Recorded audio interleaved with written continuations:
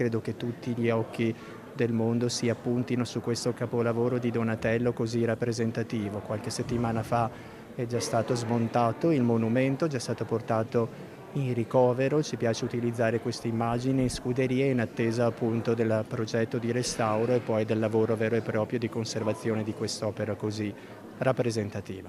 Eccolo il Gattamelata in scuderia. Dopo lo spettacolare volo sul sagrato della Basilica del Santo a Padova, il cavaliere e il suo cavallo attendono il restauro all'ex Museo Civico Boito.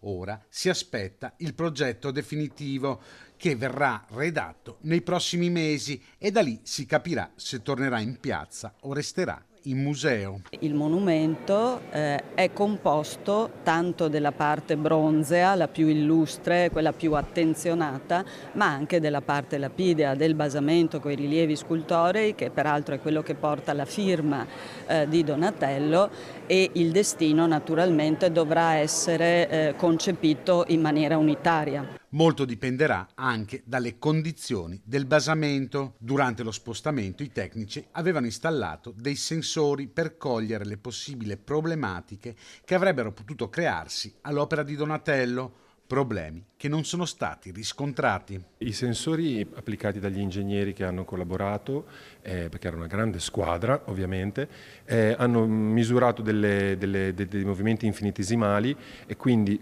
questo non solo nel momento del calo a terra, ma durante tutta la movimentazione.